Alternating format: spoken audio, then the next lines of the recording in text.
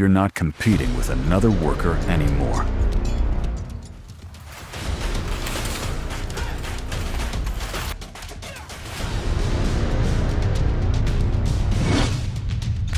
You're competing with a machine that doesn't sleep, doesn't unionize, doesn't ask for a raise.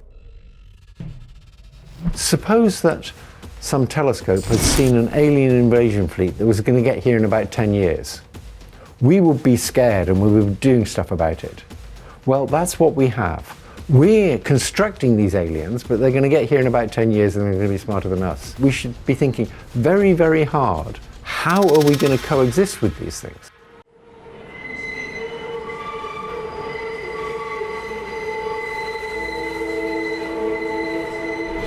In 2026, a startup in the US hit a $1 billion valuation.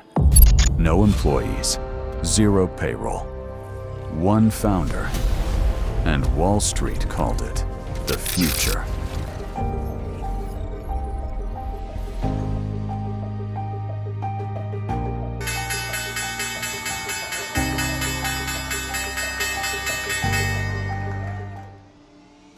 AI may exceed the sum of human intelligence in around 5 years.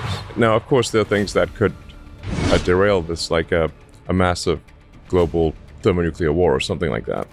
But assuming that there's not World War III, I think we're headed for an age of amazing abundance. So this is, I guess, a message of optimism and excitement about the future. AI is the biggest technical thing ever in my lifetime. I mean, it is so profound, and therefore its influence is hard to overstate. And the economic value, this is basically intelligence, where you can get medical advice, or you can get a tutor, or you can get somebody to help you design drugs. So the value is extremely high. Nature of work that can be agentic, or that can become agentified or better automated, or be able to take the rudimentary, basic, repetitive, highly predictive, rules-based tasks and have AI do that work, and then be able to allow people to spend time on things that are more human, starts to change. Unfortunately, I think we may look back on it as something of a golden era because, cheap and free money without consequences is great. But in other ways, we will think about it as a lesson for the future, which is that it was a mistake. All of these forms are more human, and so if people can spend more time on things like that, that usually improves the organization's ability to be able to create things that are more human, be able to create more human connections, while more of the repetitive things become more automated as a result of that. So if you step back and you look at an organization, even though things won't change overnight, organizations will become less rigid. For generations, Americans believed in one rule: work hard, get hired, move up. But the modern corporation is discovering something else. It scales better without people. Payroll is expensive. Healthcare is expensive. Compliance is expensive. Humans are expensive. AI is not. In most companies, labor costs consume over 60% of operating expenses. Remove that, operating margins explode. Today we're announcing the NVIDIA Isaac Brute, a reference humanoid robot, all fully integrated.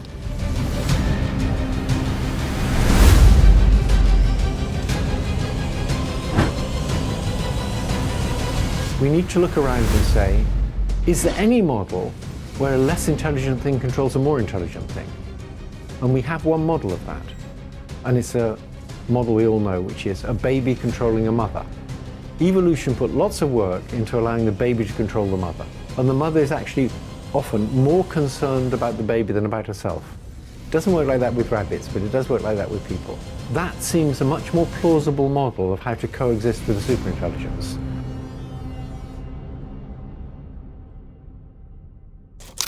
AI-native companies operate on a different equation: revenue scales. Headcount doesn't. One founder can now deploy autonomous coding agents, AI sales funnels, self-optimizing ad systems, dynamic pricing engines, AI financial forecasting. This isn't automation. This is economic leverage at scale. And leverage always concentrates power.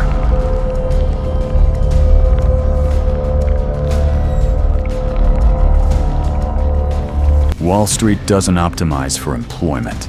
It optimizes for return on capital, operating margins, scalability, cash flow.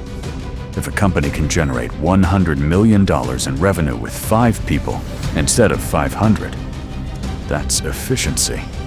That's capital efficiency. That's what gets funded. And in a high-interest rate economy, efficiency wins, not employment. We've never had things almost as smart as us, which we have now, or things smarter than us, which we'll have soon. We've never been there. We've had things in the Industrial Revolution that got more powerful than us, but we were always in charge of them. You know, a steam engine is just a lot more powerful than a horse, but we control the steam engine. This isn't like that. Also, if you got unemployed because you used to dig ditches, now you have to do something else, you could get a job in a call center. But now, those jobs are all going to go. It's not clear where those people go. We use tools like Amazon Q, Amazon Bedrock, that allows us to evaluate different models against the, what does good look like? So what are the metrics for success of this business application? Before robotics, pickers would need to walk distances between aisles to pick products, kind of like a library. And now it's being brought to you, more like self-service. And so that's great for ergonomics, it's great for less walking. The US economy runs on consumption. Consumption runs on wages. If AI reduces hiring across industries, tech, finance, marketing, logistics, then household income growth slows, but corporate profits rise. When profits rise faster than wages, inequality expands.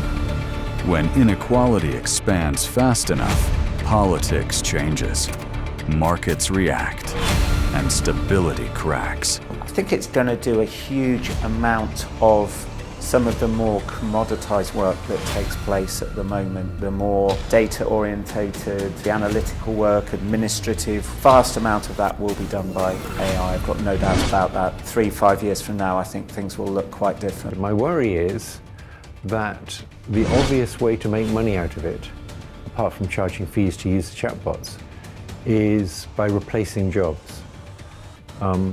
The way you make a company more profitable is replace the workers with something cheaper. And I think that's a big part of what's driving it. Today, AI replaces junior roles. Tomorrow, mid-level analysts. Next, management layers. The zero-employee company isn't a fantasy. It's a prototype.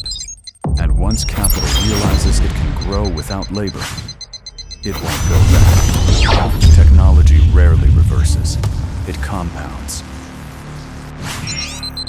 You've got to be comfortable using AI. I've moved my messaging a bit internally when I'm doing town halls from trying to reassure people to I think people have to be a little bit scared because I think jobs will disappear. We don't quite know how things will be in a few years' time. It's all changing pretty rapidly. So they need to be able to be flexible with whatever's taking place. Some economists say these big changes always create new jobs. It's not clear to me that this will. And I think the big companies are betting on it causing massive job replacement by AI because that's where the big money's going to be. This isn't about fear. It's about math. If companies don't need workers to scale, workers lose leverage. If workers lose leverage, wages stagnate. If wages stagnate, demand weakens. And if demand weakens, the entire growth model must change. So here's the real question. If no one works, who gets rich?